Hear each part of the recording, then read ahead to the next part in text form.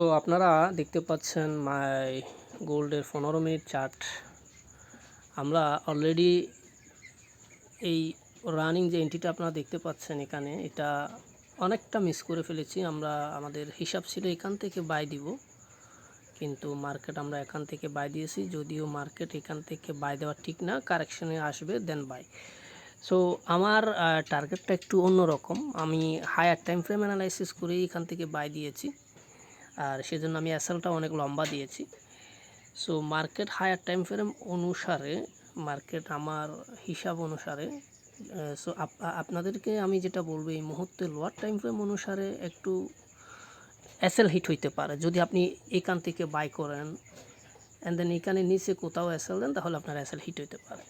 আপনি যদি এসএল লম্বা দিতে পারেন তাহলে এখান থেকে বাই করতে পারেন, আর যদি এসএল ছোটো দিতে চান তাহলে মার্কেট এদিকে আসলে আপনি বাই করতে পারবেন। তবে একটা বিষয় আমি বারবার বলি, মার্কেট আপনাকে কখনোই সেই সুযোগ দিবে না যেখানে আসলে আপনি বাই করবেন। আপনাকে অ্যাগ্রেসিভলি চিন্তা করতে হবে, সব কিছু অ্যাডভান্স চিন্তা করতে হবে। সো যাই হোক, এখানে আমি বাই করেছি আপনারা দেখতে পাচ্ছেন, এবং এই গতকালকে আমরা একটা সেল পজিশনে ছিলাম যেটা অনেকটাই প্রফিট করেছি। সো আজকে আমরা বাই করেছি হায়ার টাইম ফ্রেম অনুসারে। আমি যদি একটু 4 আওয়ারে দেখি, আপনারা দেখতে পাচ্ছেন এখানে আমার ফিবোনাকি টুলস আমাকে বলতেছে মার্কেট ফার্স্ট টার্গেট হচ্ছে 161, যেখানে প্রাইস দাঁড়াচ্ছে 3442। এটা হচ্ছে ফিবোনাকি টুলসের ফার্স্ট টার্গেট। সেকেন্ড টার্গেটটা আমি এখন নিব না। সেকেন্ড টার্গেট যদি আমি ডেলিতে গিয়ে দেখি, সেটা আসলে এই মুহূর্তে আমি আশা করছি না। আমাদের টিপি এখানে দেওয়া আছে। যদি মার্কেট এই হাই ব্রেক করে তাহলে আমরা অন্যভাবে এই মার্কেটকে অ্যানালাইসিস করব। সেক্ষেত্রে মার্কেট খুবই বুলিশ, স্ট্রং বুলিশ থাকবে।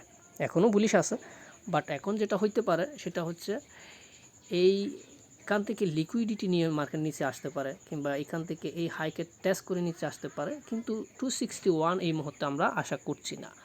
সো আপনারা আজকের দিনে বাই পজিশনে থাকাটা আপনাদের জন্য সেফ হবে। তবে আমি বারবার বলবো, আপনারা যদি এই এসএলটা লম্বা করে দিতে পারেন, যদি আপনারা বর্তমান পজিশন, আমি যে ভিডিওটা করছি এই পজিশন থেকেই যদি আপনারা বাই করতে চান, আপনার এসএল অবশ্যই 30-32-এর নিচে থাকতে হবে।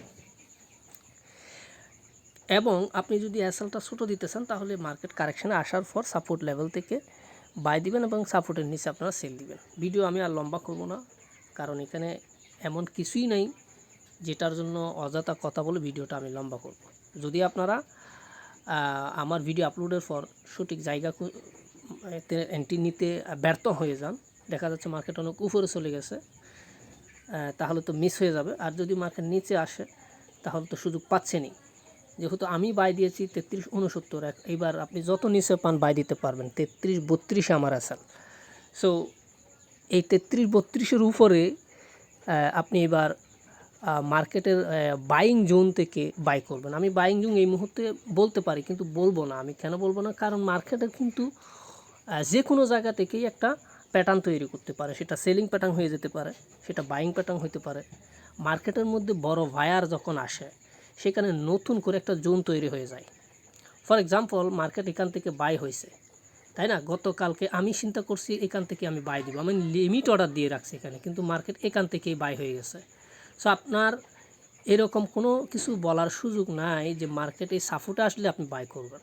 কথা হচ্ছে লাইভ মার্কেটে কখন কি হচ্ছে তার উপর, প্রাইস অ্যাকশন, আরএসআই, মোমেন্টাম, এগুলো কোন দিকে কোথা থেকে মুভ করতেছে, সেটা উপরের দিকে হোক নিচের দিকে হোক, সেই জায়গা থেকে আপনাকে বাই বা সেলের সিদ্ধান্ত নিতে হবে। তবে ওভারঅল যে বিষয়টা, আজকের দিনে হায়ার টাইম ফ্রেম বলতেছে আজকের দিনে মার্কেট একটু উপরের দিকে যাওয়ার সম্ভাবনা বেশি। সেক্ষেত্রে 34-32 পর্যন্তও যেতে পারে, তার উপরেও একটু যাওয়ার সম্ভাবনা আছে লিকুইডিটি নেওয়ার জন্য। তবে একেবারে প্রিভিয়াস যে হাই 3500 লেভেল, এটা আজকের দিনে আশা করছি না। ইভেন আমি যে 34-32 বলতেছি, এটাও আজকের দিনে খুব কঠিন হয়ে যেতে পারে সেখানে যাইতে আর কি।